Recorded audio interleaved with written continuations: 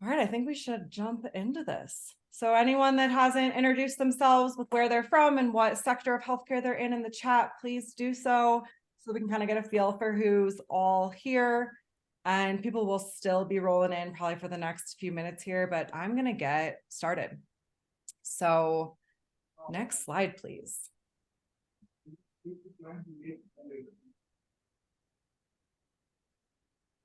All right, welcome to, you guys can read, I think you can, Navigating JPM Week 2024.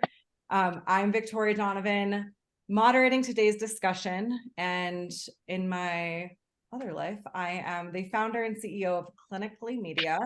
We're a firm that specializes in connecting clinical research studies with the very, very specific patients that are needed to fill enrollment goals. And it is really an honor to partner with Big4Bio to bring you this really vital discussion. When the incredible Tilton Little, who's the founder of Big4Bio, he reached out to me a couple weeks ago, or actually probably more than that now, a month ago, with this brilliant idea to host what would be a truly valuable and useful webinar for people interested in attending JPM. Immediately I was in. I fully understand the importance of JPM Week to our industry, how it really sets the tone for the year, and have spent countless hours assisting biotech companies in effectively conveying their narratives to secure funding. A couple of weeks ago, we had reached out to the Big4Bio network to better understand really where your head is at and what's keeping you up at night when you're thinking about JPM. We got a ton of responses and they were super telling. It led to some really profoundly important questions that we're going to address today. Tilton, who's again the founder of Big4Bio, amazing, has gathered this truly exceptional panel who's amazing, eager to share their insights and experiences, all really with the goal of helping you navigate JPM Week successfully. And the incredible turnout that we've already had and people are still rolling in is witness to the testament that this is really significant and we're about to embark on a exciting journey and learn more about JPM. Next slide, please. We're going to look at the agenda. So here's what we're in for over the next 90 minutes. I'm going to take 10 minutes or so, and before we dive into the insightful conversations ahead, take a moment to emphasize the incredible resources and support that is available to you as you gear up and really plan for JPM Week. We'd partnered with some of the top names in the industry and really ensure that you have access to this top-notch lineup of resources that's actually going to improve your JPM experience. They're not just valuable, they really have the potential to make a significant impact in the outcome of the huge investment that you're making with your time and money across JPM Week. Then the good part, we'll do our panel discussion. So this will be about an hour.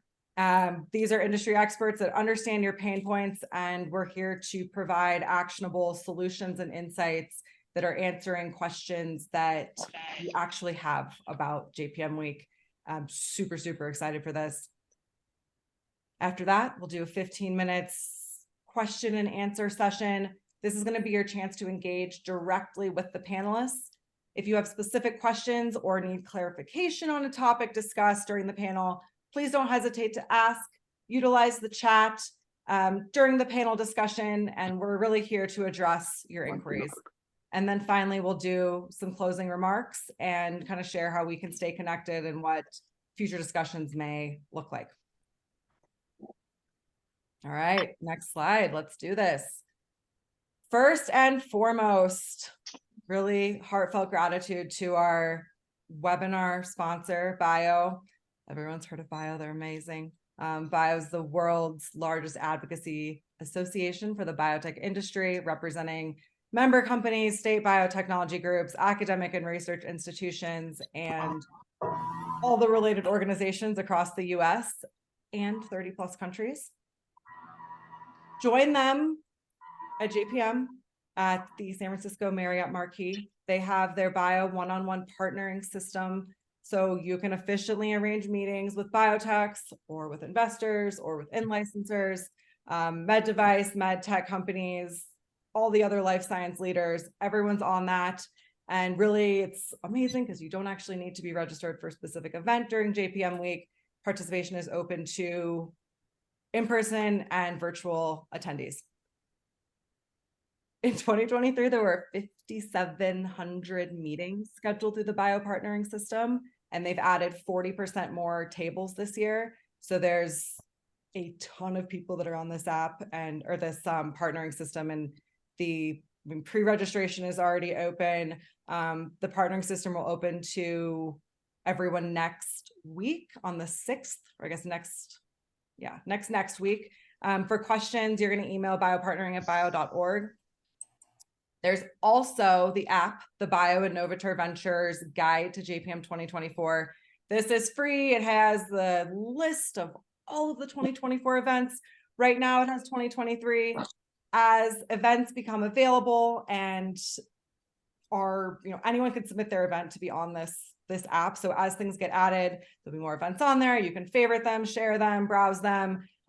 There's quick links to RSVP and has location info. So it's really a kind of in your pocket guide to your educational investor social schedule for JPM week. Next up, we've got Biotech Showcase. This is a 17-year running premier investor conference committed to creating a platform for private and micro cap biotech companies. And it's a unique opportunity to showcase your inventions and engage one-to-one engagement between investors and biopharma executives.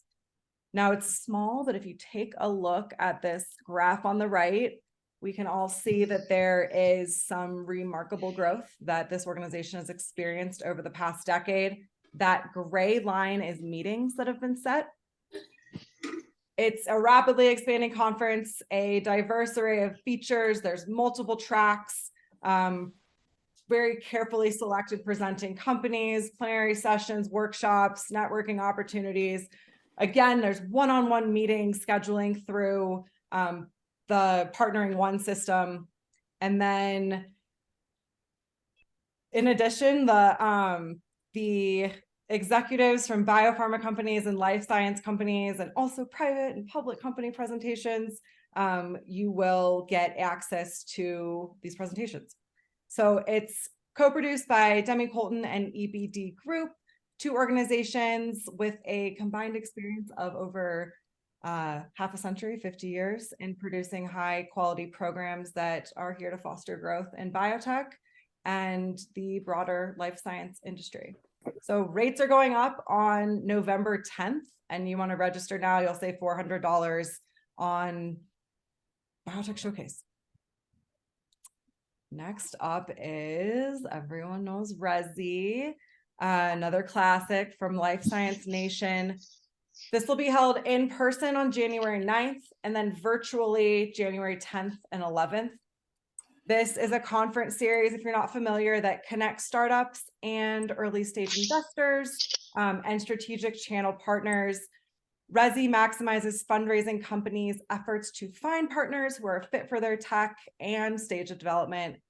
Resi is a unique cross-border and cross-domain. It connects startups with 10 categories of global investors across silos of drugs, devices, diagnostics, and digital health, the 4Ds.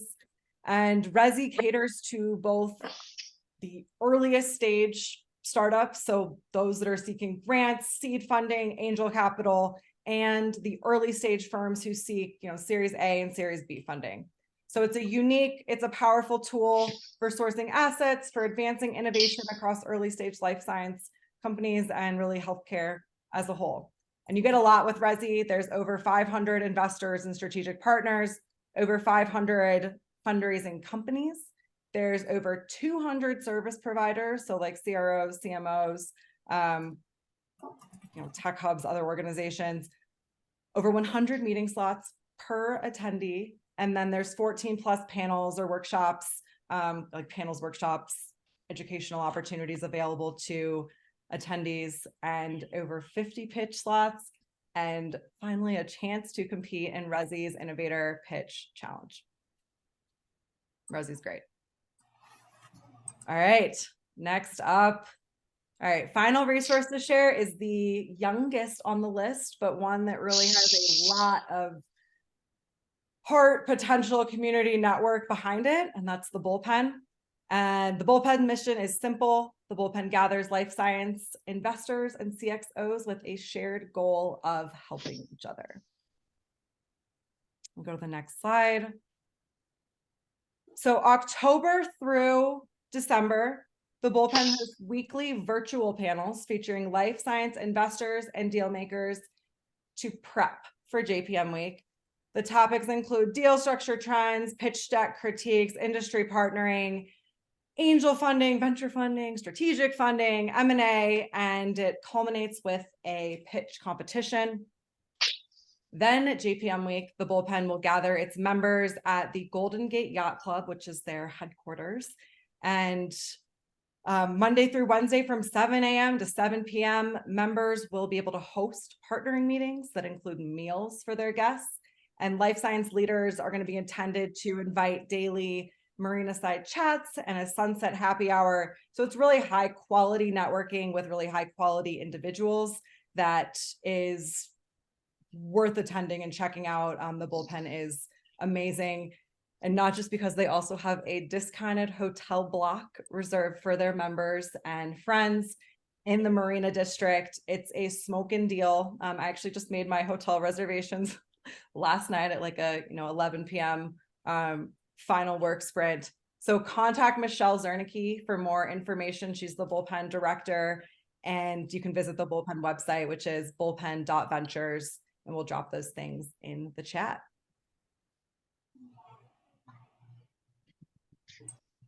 Okay. This is our final hurdle before we got to our amazing panelists. We have curated a list. This is like 20 or so events that we already know are happening during JPM week.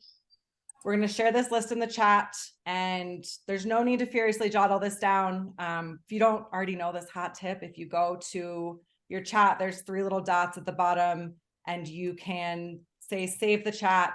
Once the Zoom is over, you'll actually get like a little text doc with the entire chat in it. So no need to ferociously write this down, and you can stay focused and dialed in here. This is great, but keep a close eye on Bio and Novature's app. That's really going to be an amazing go-to resource as you navigate and plan your JPM week schedule. It's game-changing. So super excited to be able to get that on your radar sooner than later. All right. Okay. Take a breath. So not only are there these amazing, fantastic resources to you, we got Bio's app partnering system, we got Biotech Showcase, Resi, the Bullpen, and an ever-growing really list of events. We have fantastic, remarkable, experienced panelists right here, right now, and ready to answer questions. So I'm going to do quick introductions of our 4 panelists, and then we'll start with a question that's been compiled from the responses that Big4Bio's network and whoever really filled out our survey have asked. So starting with Dawn Bell, she's the founder and director of Myracle Therapeutics. Dawn Bell is a seasoned entrepreneur in the life science industry with over 2 decades of experience. She specializes in drug development, commercialization, and has held key roles in both private and public companies. So sounds like she's had no experience at all. Just kidding, she's amazing. As the CEO of a stealth biotech, she's focused on novel therapeutics for cardiovascular disease and is actively involved in various biotech boards. I'm really excited to hear what she has to say about JPM 2024. Next, we have Kimberly Ha. She's founder and CEO of KKH Advisors. Kimberly Ha is a renowned communication strategist of CEO and KKH Advisors.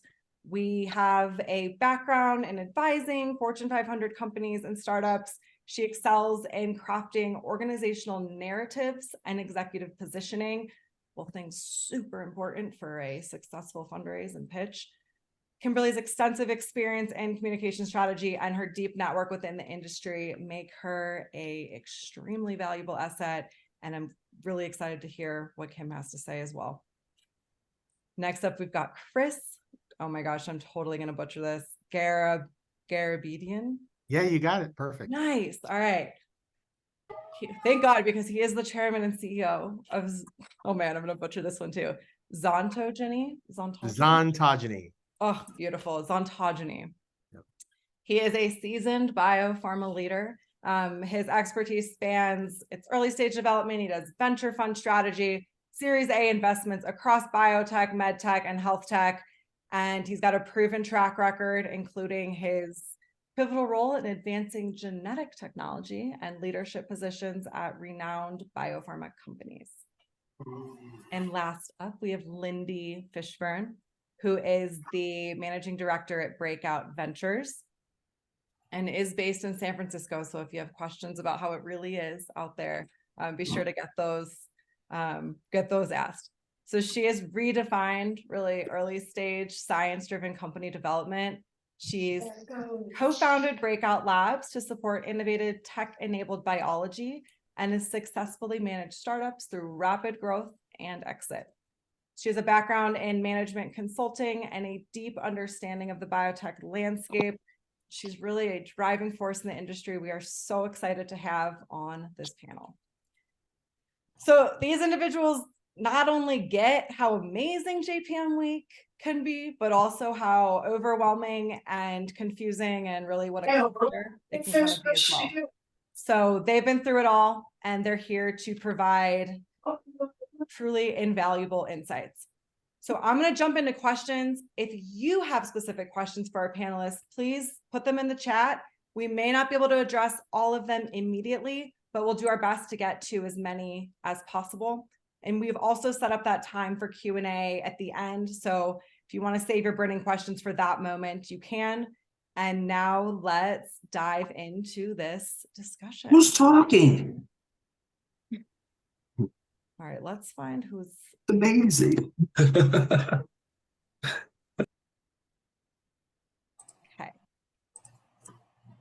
All right.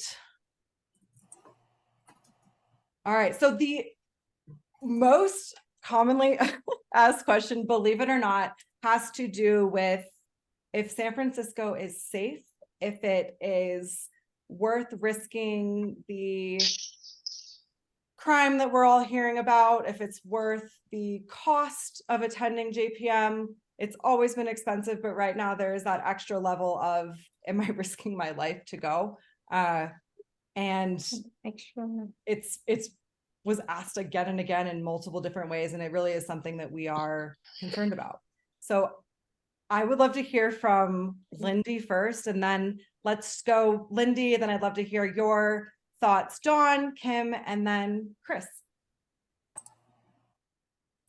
Yes, so I shared with the panelists earlier that I work and live in San Francisco. I'm happy to share it's a beautiful day. City is up and functioning. You will be downtown. There are lots and lots of people there. You are rarely, if ever, by yourself. And in JPM and walking around, the city usually focuses on also kind of cleaning up and tightening security around that downtown area. But I would say we are here and busy and open for business. And your news sources are probably a little ahead of this, the end of San Francisco. I don't think we're anywhere near that. So I would say be smart. You're in a big city. But I would not say it should be the factor in whether or not you're attending. I think lots of business is going to get done. I would say just for your ease, if you don't have to run around with a laptop, it's always easier to get around with just less stuff. It's usually raining, so I would focus on, footwear and comfort to get around, and carrying less stuff with you. But we're hoping you will come and join us. Dawn, what are your thoughts?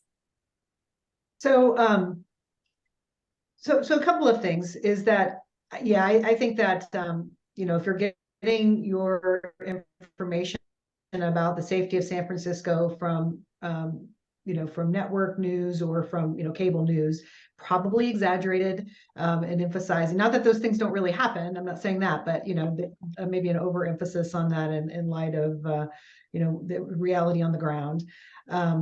You are in, close to the Tenderloin, which is not a great area, and that my own experience from last year was that there were routes to and from my hotel which were better than other routes to and from my hotel. So, to Lindy's point, be aware, it's a big city, be aware of your surroundings, be alert. If, I'm a pretty tall, big woman, so I don't worry too much about my personal safety. People are going to think twice, right? But if you feel more comfortable being in pairs, buddying up, especially at night, I don't think I think prepare for that. I think that's a good idea for personal safety and maybe just for your own peace of mind. But I do think that some of these reports, whilst true, probably won't impact your experience if you take precautions and are just diligent. Yeah, that's a great point. Kim, what is your thought?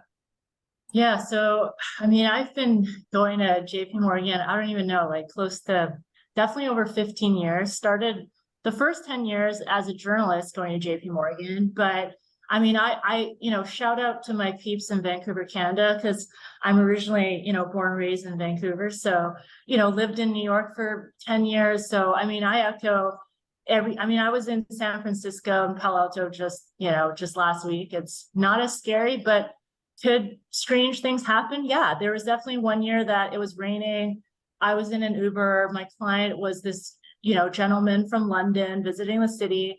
And then someone jumped on the car windshield and started banging the front of the windshield with an umbrella.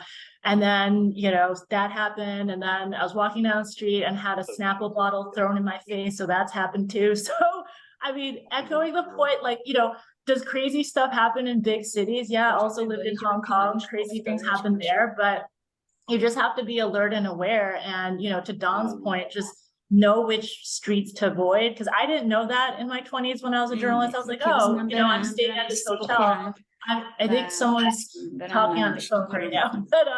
But I think it's just knowing which streets to avoid and just being alert and aware, and definitely wear comfy shoes and bring an umbrella and allocate time. I think that was my mistake. The first year was just not allocating enough time between meetings, because oh my God, if you have a meeting at the Ritz-Carlton or one of the hotels on a steep mountain, I'm pretty out of shape. And so it took me much longer. And by the time I got to my meeting, I was huffing and puffing. So definitely allocate time for that and bring granola bars or food. And, sometimes back-to-back meetings, you don't have time for food or anything. So schedule lunch meetings would be my pro tip is, if you can schedule an hour lunch meeting with someone, definitely do that. So. And not to schedule 3 coffee meetings back to back, because it's just too much coffee. Yeah. Chris, I'd love to hear your thoughts.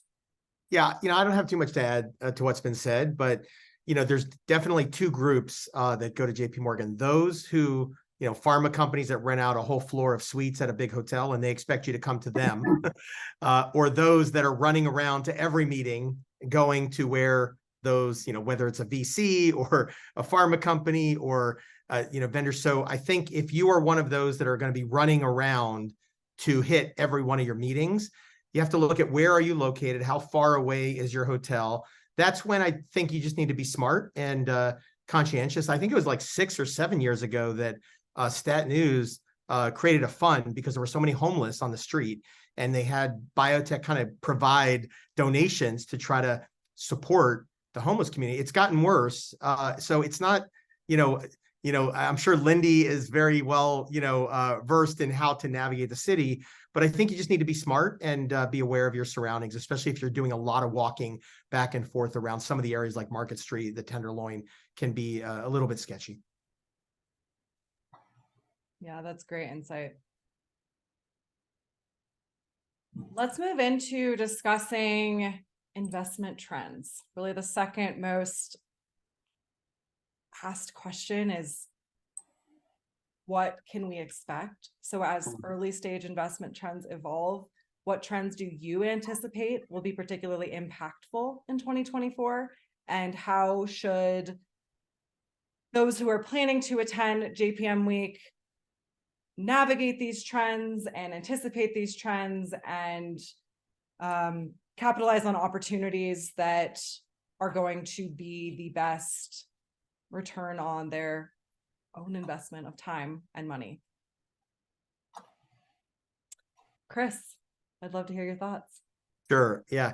Well, I think all of us wish that the markets were stronger as we sit here today, kind of 2 years after kind of the downturn really started to happen. We're not seeing a whole lot of relief and momentum right now. Venture or private equity tends to be a laggard to the public valuations and public markets, and we're still not in a place where the IPO markets are thriving or valuations are, robust. And so, that trickles down. Now, having said that, best practice is still, you got to put your best foot forward when you're trying to raise money.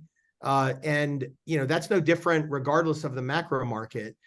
It's just that, there's a lot more companies seeking investment and fewer checks that are being written. So, it reminds me of like when you see the lottery, and when it's $100 million lottery, not many people are playing, but when it's $1 billion lottery, everybody's playing, right? And so I think, there's scarcity value in getting a check. And what that means is that you might have to talk to a lot more investors. You have to be really buttoned up on your pitches. You have to be flexible. I'd say one of the things is just, some investors may want to write bigger checks to make sure you have enough runway.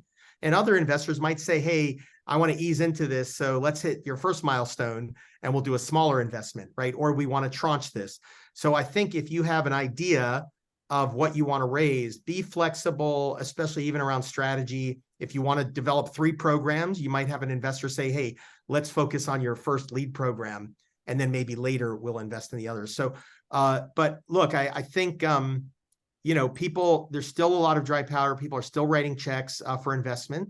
So, don't want to paint too negative of a picture, but it is getting more competitive, and people are getting much more discerning about, what companies. And I'll just close with this, that things we would have absolutely invested in 2 years ago, we're saying no to today. So the bar is going up in terms of what we want to see in terms of quality de-risking to get a new check.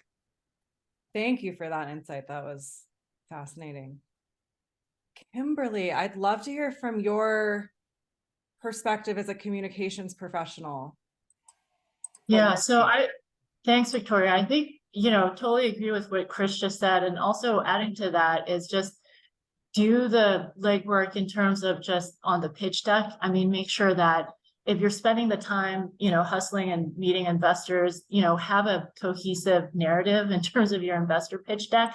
And, we see this often where it's like, you've got the co-founders or PhDs, MDs, and it's like a 50-slide page deck. I'm sure Lindy and Chris have seen those decks and then kind of the lead is totally buried, where you're like, what's the value add here? Like, what is exactly, what is it that the team's doing? And if you can't do kind of like that 30-second elevator pitch, honestly, putting on my, former journalist hat, I used to be that person chasing CEOs into the elevator, literally, and being like, tell me about your company. Like, what do you do?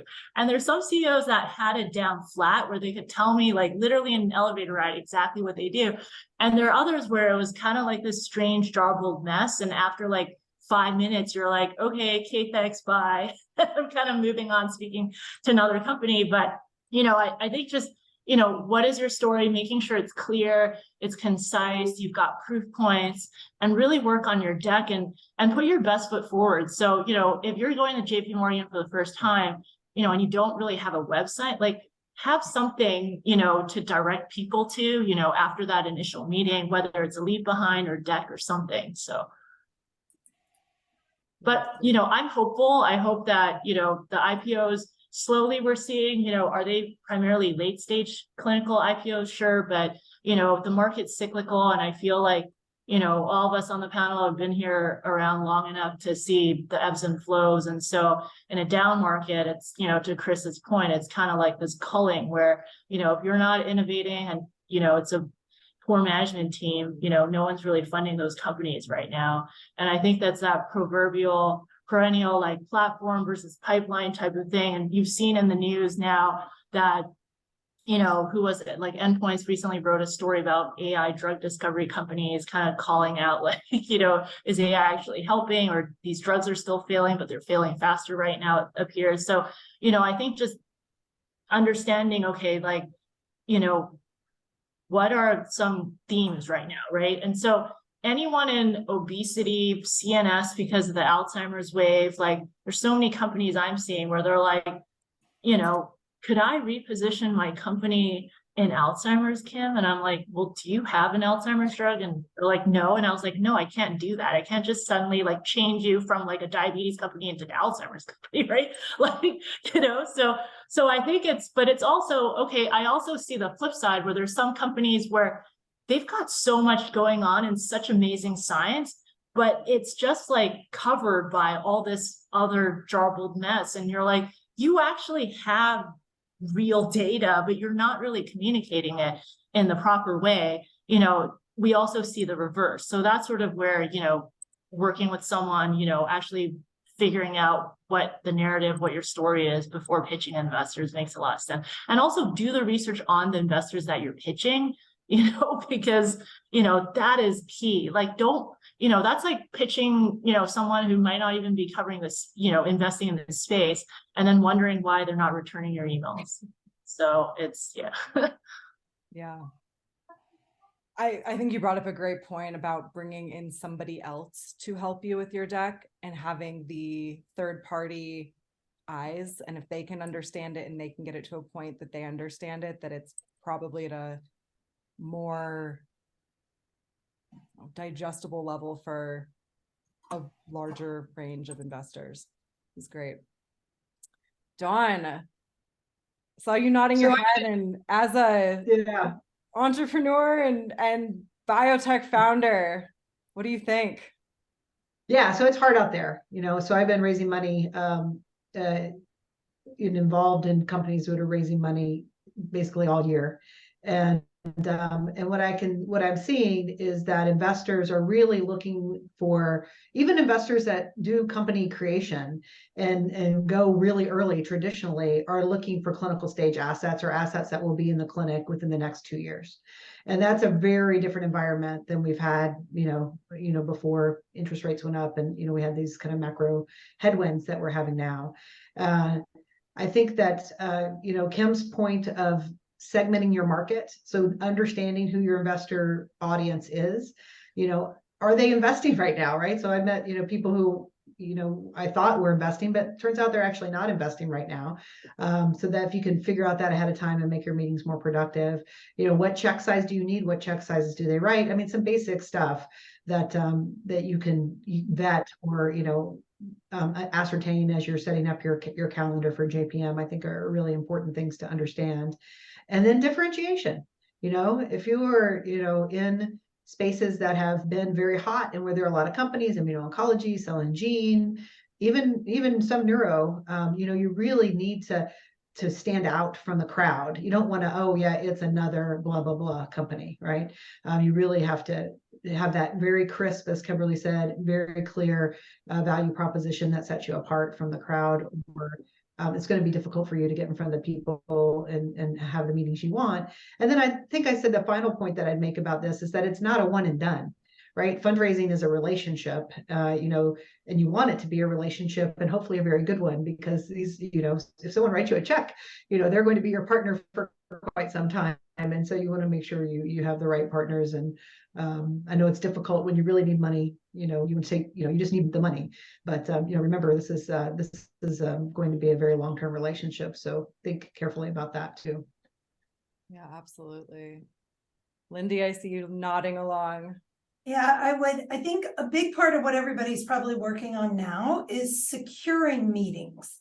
And so to just echo Kimberly's point, doing the research so that when you reach out to someone to have that meeting, there's context and it's clear why there's a reason to get together, because I cannot tell you the range of clearly non-research, non-relevant outreach that anybody that's an investor is getting right now. So the ones that break through the noise really are I thought of you because of this, because I need this, and like, how does that all align, is super helpful and will increase your odds of getting meetings. The other point I would say is we're having tons of meetings during that week. Nobody is going to remember if you sat there and tried to go through every slide, even in your brilliant deck. They are checked out. So I would highly recommend that you practice having a 15-minute conversation with someone around what you're doing. And maybe you have data on one piece of paper. But if somebody's marching through a deck, you're not connecting with the investor, I assure you. And then really think about, if I had all those meetings, what am I going to remember? And I'm not going to remember the 30 pages. I'm going to remember, the really interesting story of the founding team, and why are they the people to do this? And why do they have high conviction about what they're doing, or what's interesting? And really try to pull out from your narrative, what is it that you want someone to remember? And it's got to be short and pithy. Yeah. That is the perfect segue to set up for our next question, which is around how to best build those meaningful connections. And really the meaningful connections and the connections that you make are the core, really value add and core aspect of JPM week. I'd love for the panel to share their experiences and tips and tricks on how to, I guess, most efficiently meet the most promising prospects. Sounds like that's something that actually starts way before JPM week, that you're maybe not meeting your promising prospects Monday through Thursday, but how do you foster valuable partnerships during the event, after the event, and now let's also add in before the event. And Dawn, would love to hear your thoughts first. I absolutely think that, planning right now, right? Like you need to really be thinking about, how long you're going to be there, what satellite meetings you're going to be attending, and what other meetings you want to get, and really setting that up. That I can't stress that enough. It's, you should have started already. You're already late.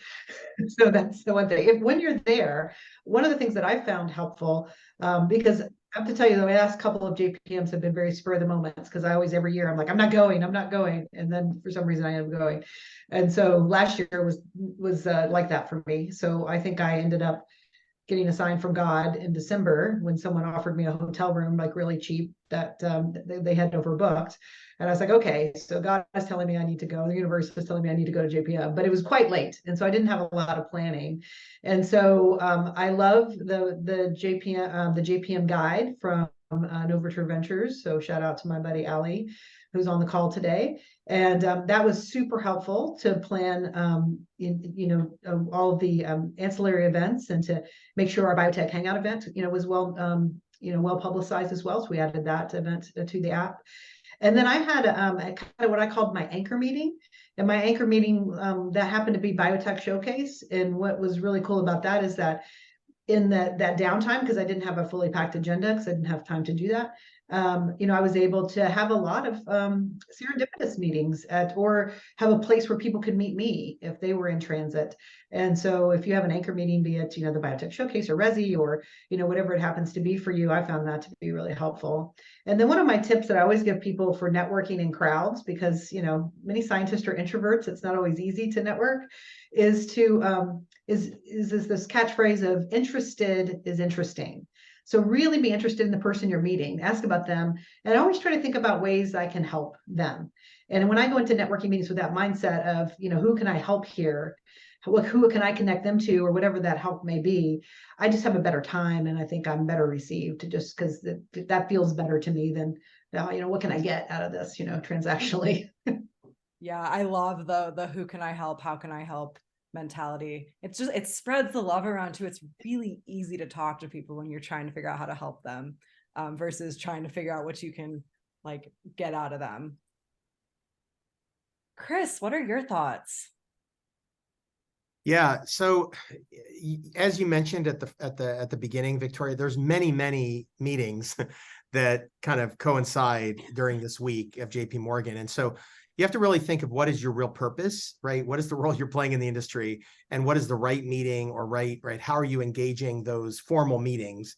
And then there's always the informal reach outs. And although no one likes to admit this is what they do. First of all, I applaud Big4Bio and what you're doing to have this now, because it's not too late. I think you can get meetings, but I'll tell you what happens if you request meetings that aren't critical to the person's business, right? They're not going to commit. So if you're like, hey, I want to get you on the calendar for JP Morgan early, and can you give me Monday at 11 a.m. and it's a CRO vendor, right, that I just met with a month ago, we're going to say, look, I don't want to commit yet. Maybe check in as we get closer to the meeting, because everybody prioritizes, right? And they don't want to commit and then ultimately have to cancel. So you kind of have to know, right, who wants to meet with you, who's going to take your meeting, right? And so the more targeted you can be and the more proactive you can be, right? But it has to be a good fit, right? The person you're requesting a meeting from really needs to feel that it's important to meet with you. One thing that you see a lot, if you're, like if Lindy's based in San Francisco and she hasn't heard from somebody in 6 months, and they're in San Francisco and they're saying, hey, can I meet during JP Morgan? Hey, why are you telling me this week, right? I'm meeting with everybody else who's not here. And that happens in, people in Boston request meetings for Boston people at JP Morgan. So try to avoid that, right? You're better off meeting before or after. It might even have a more quality meeting. And so I think there's also, I'll just share, I've been to JP Morgan about 20 years across a 33-year career. And I've been there as a public company CEO, as a business development professional, as a venture capitalist, as a board member or chair of a company. And generally this is the hierarchy. If you're a public company, for example, investors are number one, right? Then it becomes sell-side analysts. Then it's media, right? And then you say, well, who else can I meet with? Well, maybe some service providers or some strategic partners, then maybe some friends and colleagues, right, that you haven't seen in a while, right? And so that's an example of a public company CEO, but everybody's going to have that same hierarchy of what's most important. If you're a pharma or a big biotech and you're looking for deals, you're looking to meet with later stage, right, biotechs that have clinical data or are ready to transact, right? They're not going to want to meet with you if you haven't even raised money in your preclinical asset, right? They're not going to want to prioritize that you might meet with a junior person. So I think it's being realistic of, where do you fit in this whole ecosystem? Who wants to meet with you, and be proactive in requesting that meeting, with them. And that usually, and then always keep that optionality. Hey, check back, because I might be able to fit you in if you check in 2 weeks or a week before the meeting. Yeah.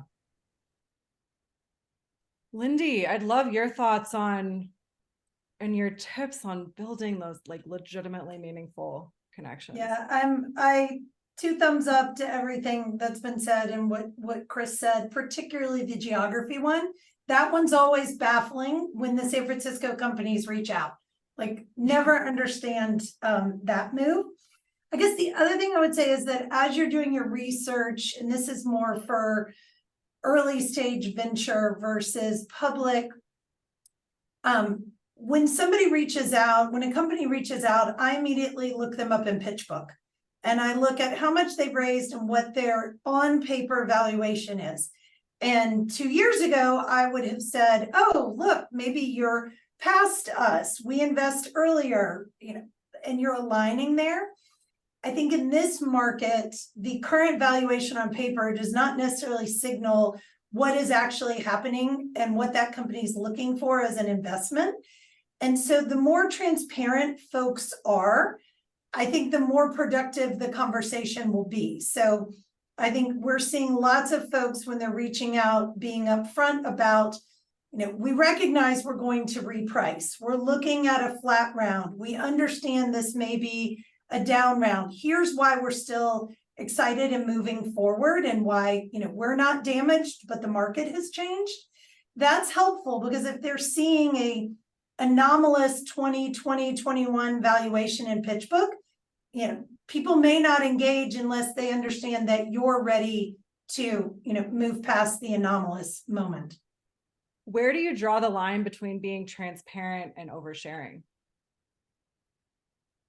Well, right now, fundraising is taking so long and so much energy that when someone leads with, we understand that we need to reprice, then you're going to very quickly have a fruitful conversation or not. And if they're, bluffing, then they're going to be fundraising for a very long time.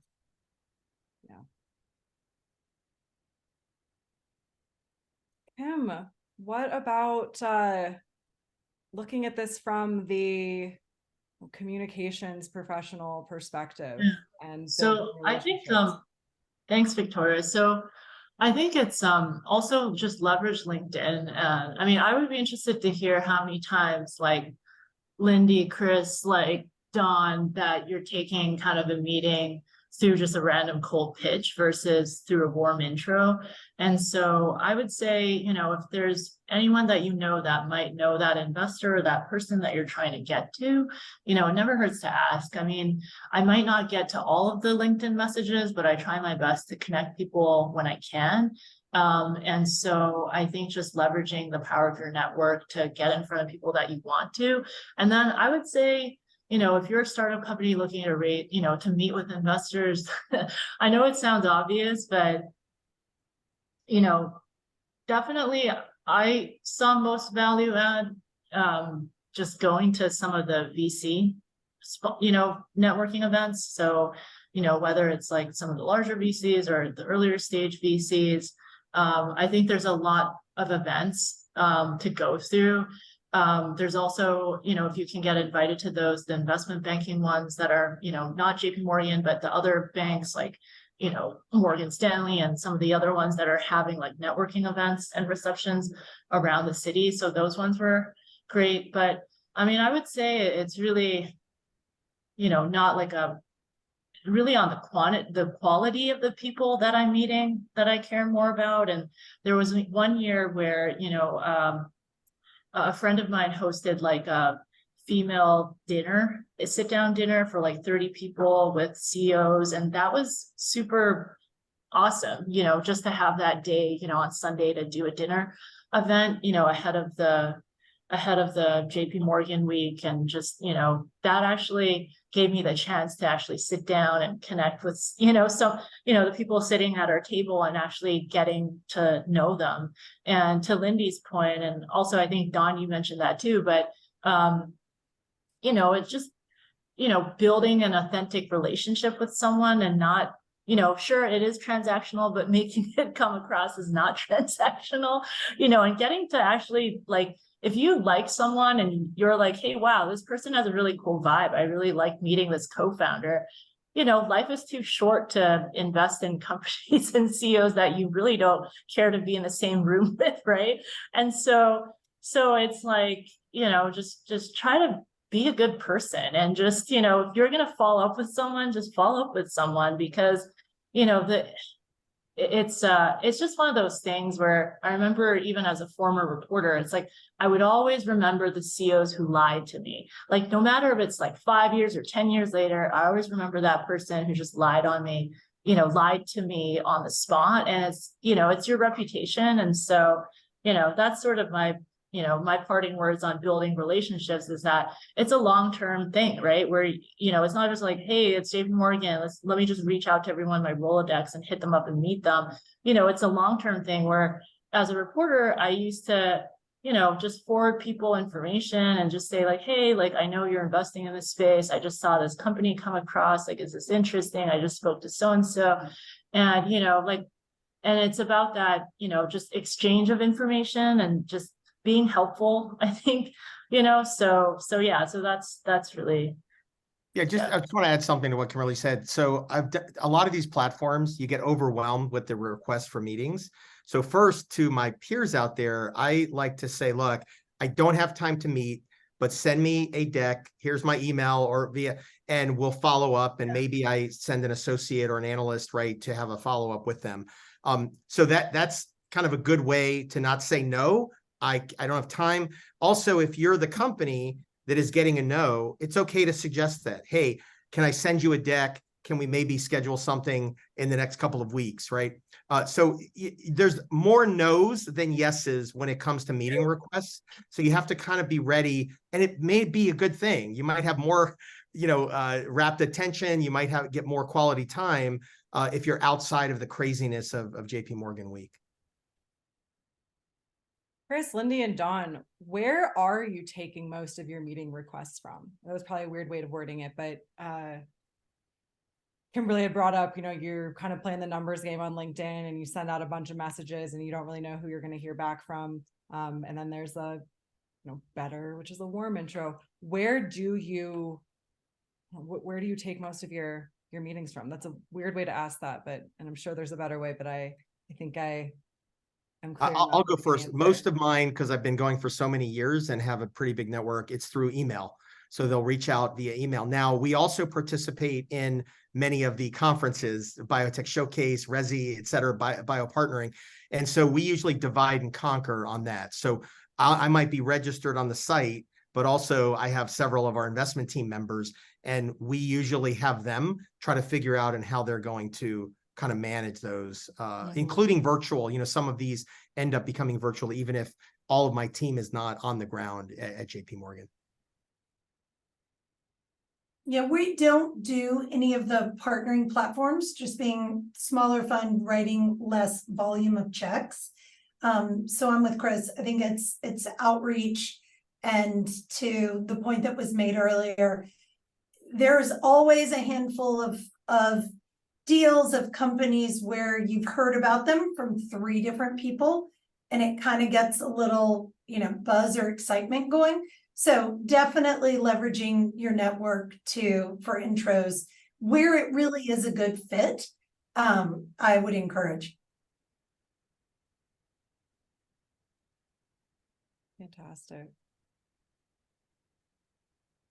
This next question is really kind of diving deeper into how do we leverage and make the most of the connections we already have and connections we make that are new. What strategies have you found are most effective for staying organized and really maximizing the interactions that you're making with those key stakeholders during JPM week? And let's start with Chris. Sorry, I keep putting myself on mute. And I'm sorry, the question is just how to maximize those interactions? Yeah, and staying organized. Yeah. Well, I either have a really good administrator or be really good at collating, right, your schedule. Again, most of these are like half-hour slots, so it does feel like speed dating. I think Dawn mentioned it earlier, like make sure, or Kimberly, that you have enough time if you have to walk to your next meeting. And so some of these half-hour meetings actually turn into 20-minute meetings, right? Because you're either running late or you have to leave early to get to the next meeting. So just recognize that you're only going to get so much across. It's very rare that someone's going to give you an hour or 90 minutes, unless it's like a hot strategic deal where they really need to hash out, right, details. So just recognize it. The thing that I see that people fall down on is not so much making the most of the meetings they have at JP Morgan, but a lack of follow through, right? So a lot of, business cards exchanged. Hey, yeah, this looks interesting. Let's take a look. And there's so much volume over, 3, 4, 5 days of JP Morgan that if you're not spending the next week, right, following up, you're going to lose, 30, 40, 50% of those that get lost to follow up, right? So I think that to me is more important, is that you really have a list of what is my to-do, what am I going to do to follow up with each meeting I have, because that's the best way to maximize the meeting that you do have at JP Morgan, that there's actually going to be some follow-through. Yeah, that's great advice. Lindy, what are your thoughts? I think Your it's tips? to the point that everybody's running around and it's usually raining, that sharing cell phone numbers, so that because everybody's email gets backed up.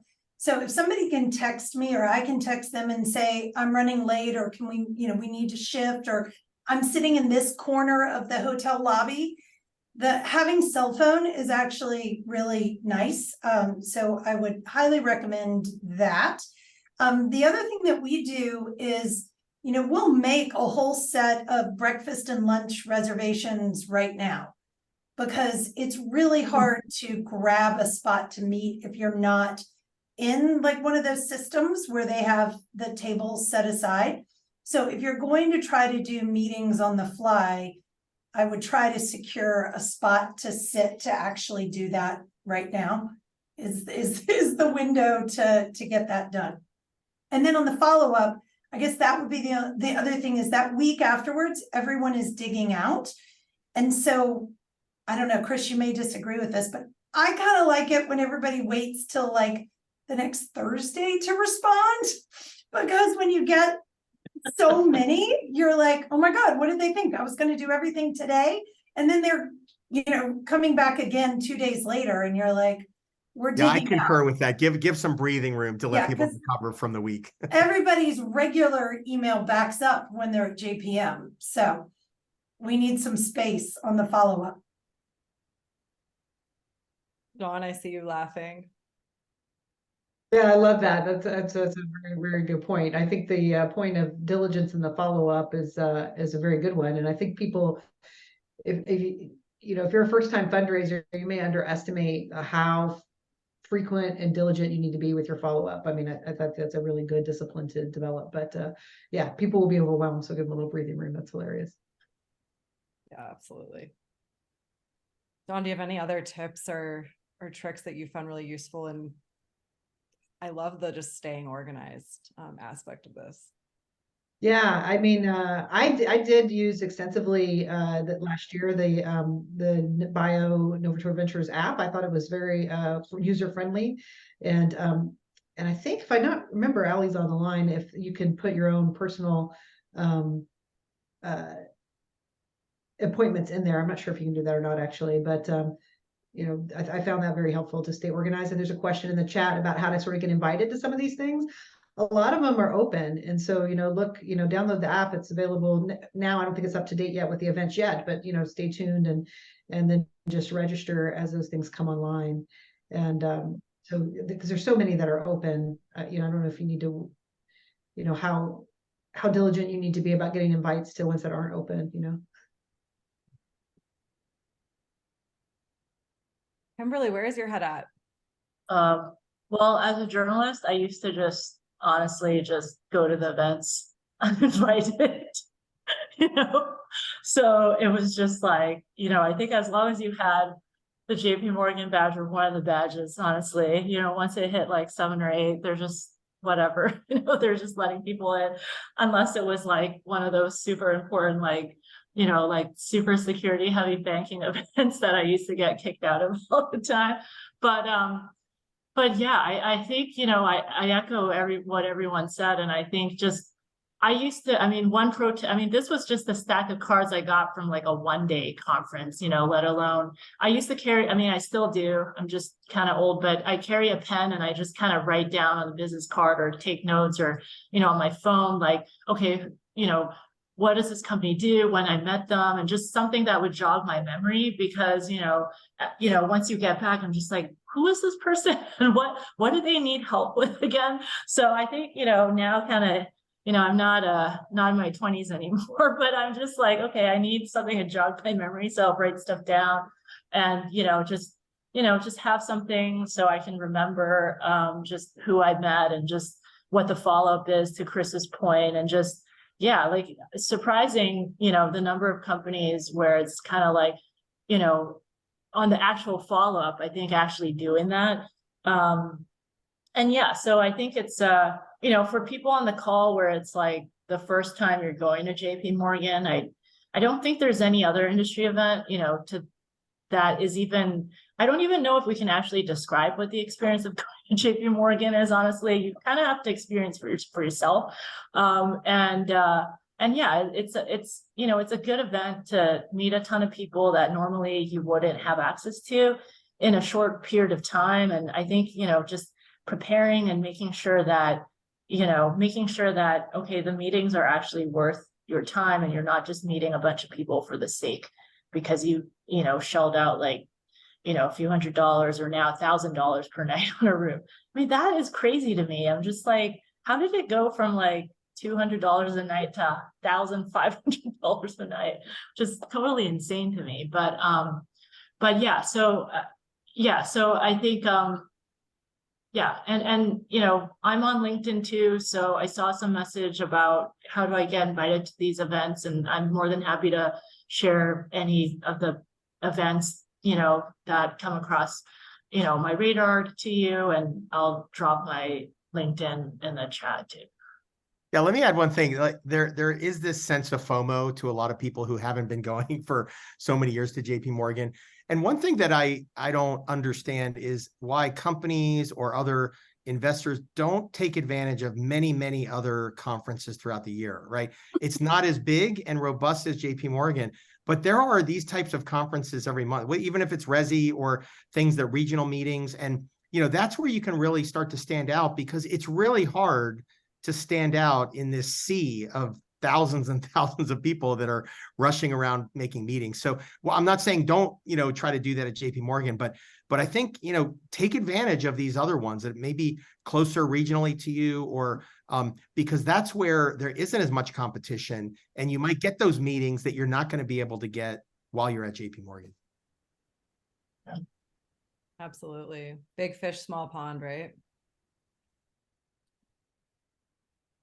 There's a question in the chat I'm going to pose to the entire panel, so jump in as you see fit, from Ilyana. How does one advise companies which partnering systems or platforms to use if folks aren't actually using them or responding? There's so many of them, but who on the investor side is actually using them? So and I'm certainly not an expert on all of them, but I would say they tend to be pretty distinct based on stage of company. And so, if you're an early preclinical asset with no data, odds are you're not going to have a bunch of pharma partnering meetings, right? And so you'd look at Resi, and so I think it really is aligning the stage of company and the stage of data asset, if it's in therapeutics, with who's on the other side of the system. It would be the first pass. And then I would say pharma and strategics and corporations tend to be on those apps more than traditional venture. And if it's venture, to Chris's point, you're putting principals and associates, and they're taking a ton of meetings and hoping to come up with one or two things that are interesting. And so I think those apps are probably most helpful for strategics, corporates, not mainstream venture, or super early stage like a Resi, where you're going to find family offices that you wouldn't find elsewhere. Yeah, 100% agreement with how Lindy described it. I think, Bruce Booth, before COVID, actually wrote an article, said that the game is not worth the candle when it comes to, as a leading VC, to go to JP Morgan. And what I've seen is that, VCs find other ways. I mean, we're getting sourcing every week, right? We don't need to go to JP Morgan to have a bunch of companies to consider for investment. But what I've seen is that you have, some of them are going to have a presence to help their brand, right? To just, show the industry that they're out there in full force, that they're available. There's a lot of competition even among the top tier VCs for, for the best deals. But again, if I were to rank the importance of JP Morgan, I think, public companies, it's most important. I think companies seeking strategic collaborations with pharma, big biotech is next. I think after that is, venture capital. And I would even suggest that bio international, even though that's even a bigger speed dating experience, is probably more fruitful for a small early stage biotech, right, than hoping that you get in front of the right people at Resi or Biotech Showcase. Mm.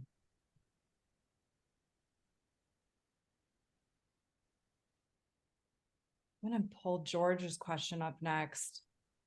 Realizing most people are going to raise capital, what kind of expectations should a service provider like a CPA or accounting firm have relative to networking with potential clients. And also too, we're doing questions now from the audience. So raise your hand or put something in the chat and I will read it. And we're going to try to get through all of them. We may not, but we'll kind of leave some opportunities for next steps after. My 2 cents on the service provider front would be, maybe it's a way to network and get your name out there, but you're going to have trouble justifying any sit-down meetings that week. Like, why would I do it in a crazy week when I have consolidated people physically around? I would think that's tougher. I think it maybe is a chance to socialize and share the brand name more than anything else. Yeah, and so this is one of those things that I wish I could send that clear message to all my friends who are service providers. You know, no one is actually knocking out a proposal to get business. Okay. So if you're just doing it to raise the brand awareness and to get some business cards to follow up, I'd be looking hard at your budget. Yeah. You're having a cocktail reception. How many other cocktail receptions are you competing with? And who are you actually going to get there other than maybe an existing client will stop by for a few minutes to say hi, right? You know, and so, you know, there's so many other ways. What I was saying to early stage biotech entrepreneurs and looking at other meetings, and I've advised other service providers of this, you know, figure out how you can have a presence at another big conference, right? With a lot of clients there that nobody's, because you're getting, you know, 100, you know, maybe being generous there, trying to compete for mind share when nobody's thinking about service providers. Whereas if you were to kind of select other events to put that money and that budget into, it might have a greater impact. Because I do think it's the lowest priority typically for meetings at JPM.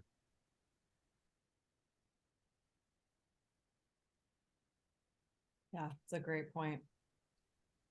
Any other points before we move on to the next question? All right.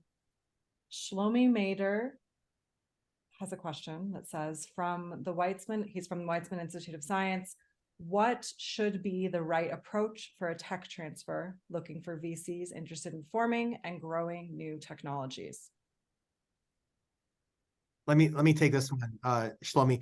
So as a VC who likes to keep good relationships with tech transfer groups, this is what I would suggest, and maybe it's too late for this year's JP Morgan. Schedule a Zoom that's not right, you know, in the midst of some busy meeting, and get to know the teams, right? Share, right, the programs you have.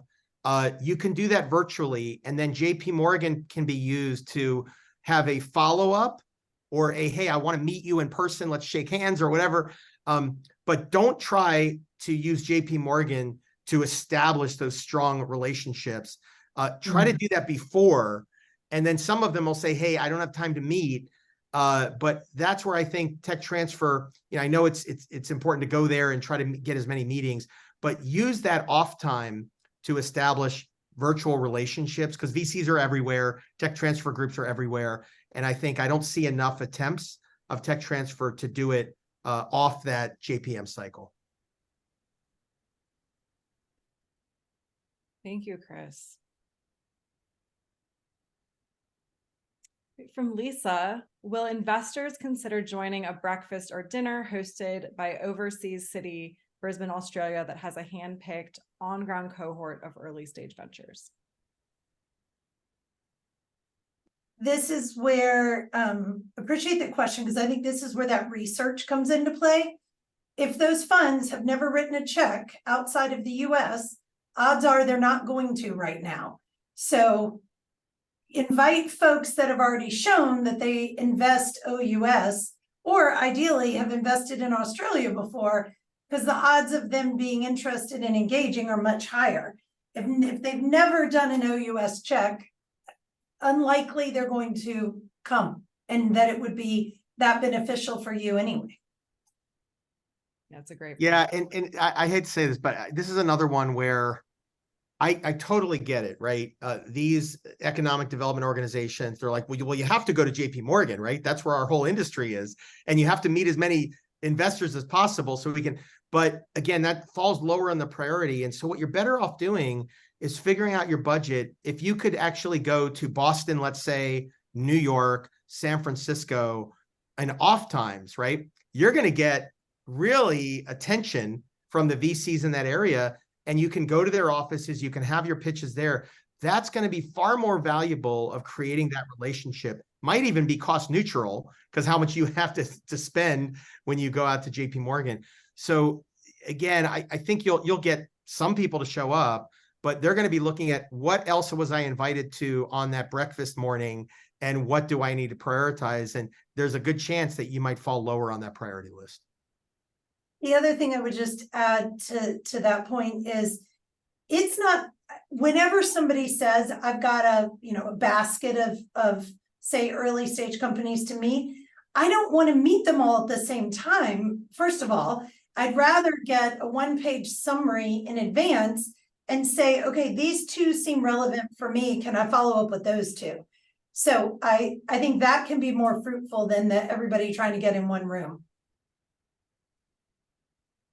Yeah, you've made amazing points. Julia asks, what is the general sentiment at JPM surrounding botanical drug development?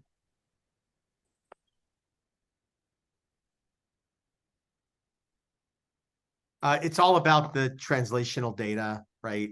I think most VCs, they care a little, but they don't care a lot. The actual modality or what it's derived from, they want to see that it actually works. And so if you were to rank, what interests VCs the most, you can almost draw a direct correlation to the strength of the data that's produced preclinically, whether it's referenceable models, whether it's proprietary models, whether they're in vitro or in vivo, large species, rodents. But it's going to be the data. And there may be a level of skepticism with botanical and IP questions and issues that raise the bar on that. But you really first have to come with data that's compelling as a first kind of rule of order.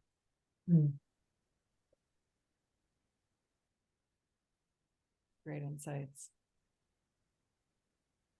If anyone in the audience has a question they would like to ask, you can go off mute and ask it or raise your hand and we will call on you. We'll give it a few seconds here. Christian. Hi, everyone.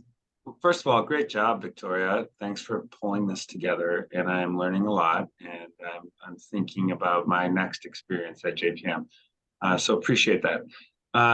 Second, I think I sit in the shoes of that early stage entrepreneur, operator.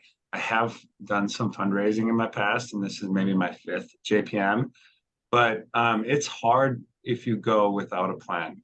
So just reiterating, don't decide the week or two before, right after Christmas, that you're going to kick off the year by going to JPM, because you're going to wander around and not accomplish anything, and you're going to be mad because it's raining the whole time, and it won't be a good experience. But I do think that there is a way for smaller companies who maybe don't have that sponsor or vendors, and it's through fun, connecting. There are plenty of social opportunities, and you get to decide how you behave at those opportunities. So you'll look at JPM, there's about 2/3 of the room that's sitting around the corner, right? Hanging out, sitting by themselves. You have to put on, if you're going to go, you have to put on your charismatic, extroverted hat and go buy somebody a drink, ask them what's going on with their life, and really do it for 3 days straight. Otherwise, you're going to fail. And really, the best reality is start planning in November and setting your meetings and figuring out who you can talk to. And so I've been there as a vendor, I've been there as an early stage CEO, I've been there as an investor. And I think that at the core, if you go and you kind of go into your shell and you don't do the work that you need to do, it's going to be a failure. If you show up and you're a social butterfly and you invest in hearing about other people's stories because nobody's giving them the time, and you will start to make authentic connection. So that's just my 2 cents. I showed up. I decided after Christmas once, and I showed up, and I was miserable. It was such a waste of money. Last year, we started the Bullpen. We made it be about the relationships, and it was great. And I think those are the two spectrums.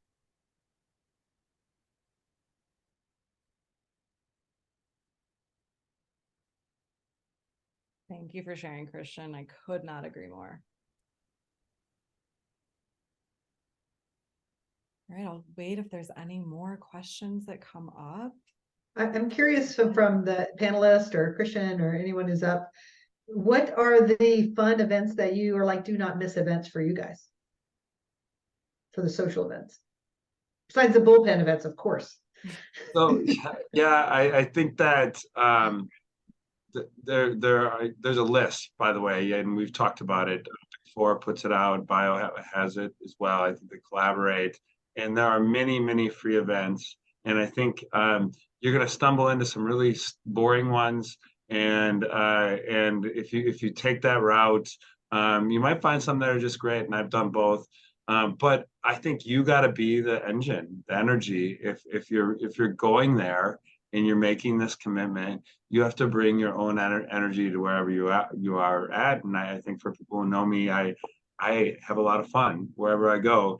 And so I think that if you bring that attitude to JPM, it's great. You know, it's a little bit more stifling for me when I'm in some partnering system and it's rules. If my personality works, I'd put me into a chaotic room, and I like it. And JPM is chaotic. It's chaotic from getting a cab, coming in and out of the buildings you're going to, figuring out what's going on with the homeless guy you're passing. You got to be worried about him. There's eye candy everywhere. It's I think the most beautiful city in the world. I love it. But you have to work your plan and bring your energy, and it will zap you the next week. I mean, follow up. I think most people are sleeping the next week just because of the energy drain. Yeah, just to echo that. I mean, if you talk to any public company CEO where they're starting at 6 a.m, right? They have investors, 3 deep in each meeting, right? And they're, and then you want to try to hit the cocktail party. I mean, after, come Tuesday, it feels like you've already been there a week. So just recommend, pick your cocktail parties or how late you want to stay out wisely, hydrate, get rest, eat healthy, right? Because it's a marathon. It's a mental and physical marathon for the week. And it's really easy to get zapped, especially for those of us who are over 40 or over 50. I love whoever said earlier to bring snacks with you. Yeah, So key. snacks. Yeah. Yeah. Also, try your best not to issue a press release during JP Morgan. I know it's tempting, but please don't do it. Unless you're getting acquired. If you're getting acquired, issue that release.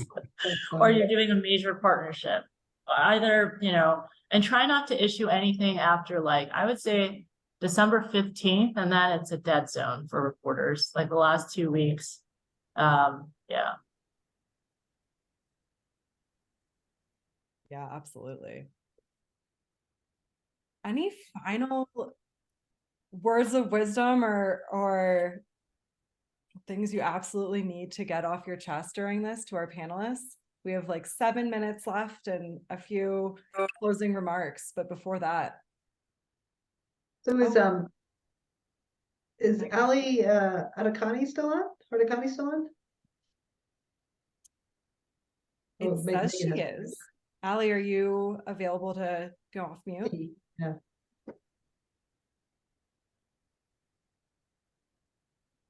She may have stepped away. Looks like Megan has a question. Yeah.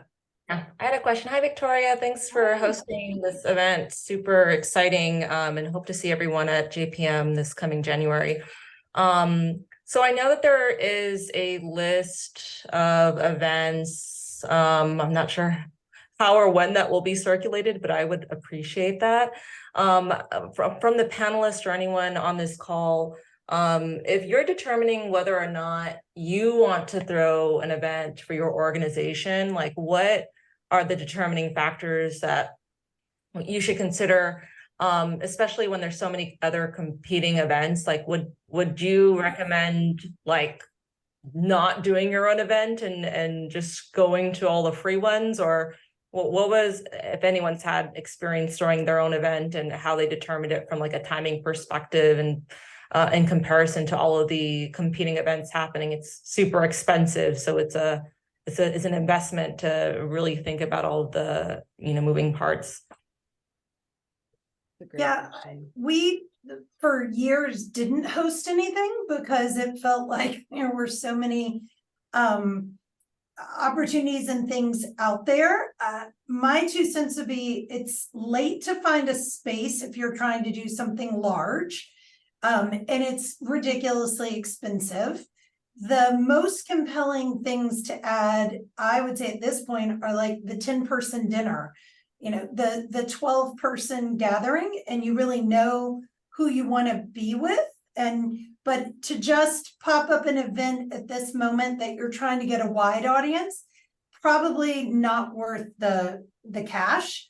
I would start smaller, and then over the years figure out, is there a particular niche or something that isn't being addressed and you want to fill that?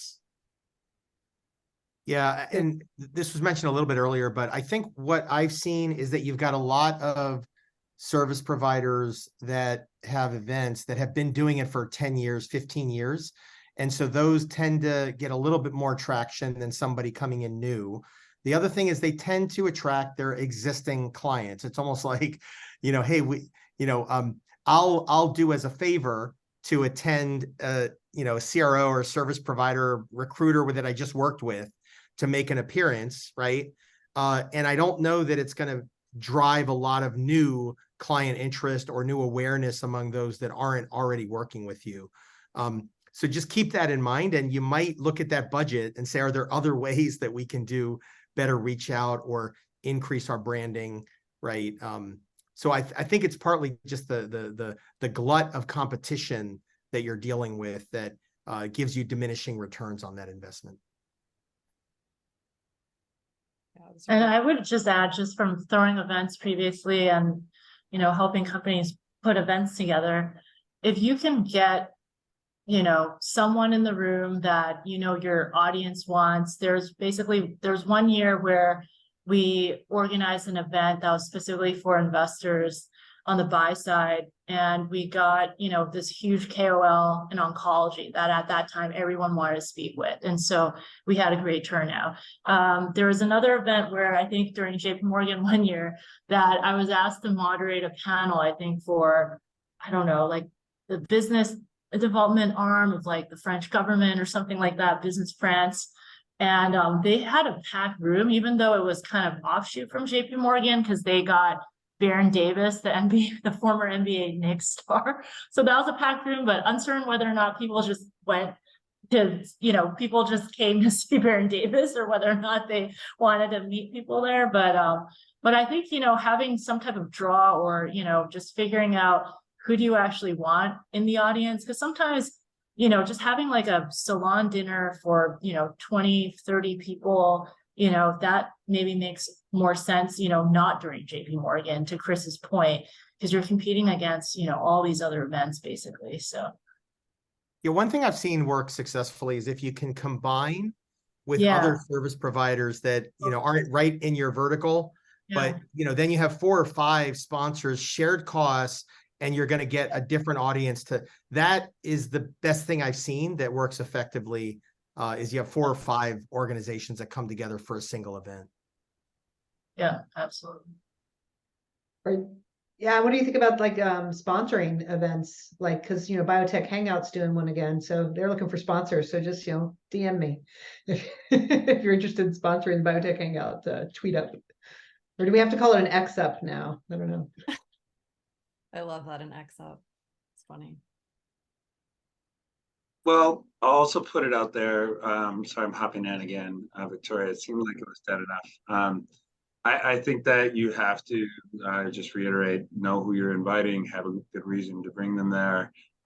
We had good turnouts, but I think that we did a lot of homework and got the word out. So you can't just post a sign up on a building and expect that people are going to show up or get on the get on the list of things for Big4Bio and to do, and expect people to show up. So it's a lot of work. So just as much as it's going to cost you, you're going to probably spend that amount in your time in getting people there.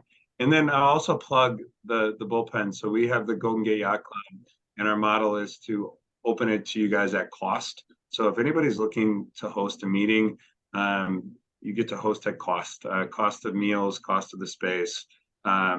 We have a Champions Club downstairs. We have folks coming, like UT Austin is going to be hosting a AI symposium there with a smaller group. So that's what we're here for. Let me know, let Michelle know if you want to host something. It's not the pricing you'll find in the rest of the city. Yeah, absolutely. Well, I'm going to conclude and do some closing remarks here.